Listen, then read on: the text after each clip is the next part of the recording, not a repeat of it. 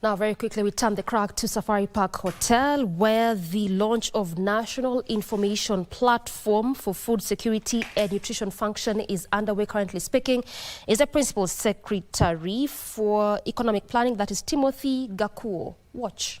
That was supposed to curtail what you call now the continued subdivision of rand in total economic units. I can tell you, those of us who come from Rima, every day we live with that anxiety and fear because you don't know about tomorrow.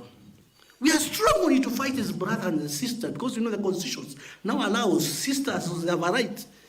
And maybe the only thing you have is 2 acre land and around 10 of you. And then in each one of you, you have families, how they will ever subdivide those 2 acres of land. There is growing fear, so we need to arise and confront that reality that as a Kenyans we need to confront and do something about it. The Kenya Vision 2030, which I was privileged actually to have been present when the late president was launching at KBC, saw this and a very clear plan for this. The current housing development that basically the government is basically doing was about to be structured along those lines so that we release land for what you call growth and development, so that people to have food and nutrition security on ourselves. Ladies and gentlemen, this is not the speech I was asked to give. I was just making comments, basically reflecting in terms of why we are here. For me, every time I rise to the podium, I also tell myself it's personal. It's not really about numbers.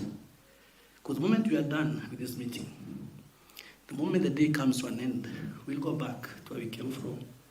There are those people that we left in the house in the morning. There are those people obviously as we drove to work, we came to Safari Park. There are people who were hopeless. They did not even know as you passed by, as you drove by, whether you presented hope for them. I'm always conscious of that responsibility. Why? It is because in my tour of duty, I've worked under very humble circumstances.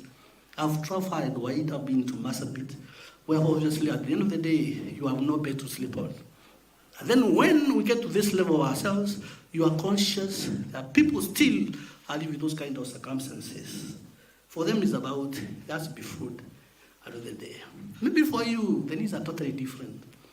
So for me, every time I have this opportunity as chairman, I make it personal. We talk about change in terms of life, change.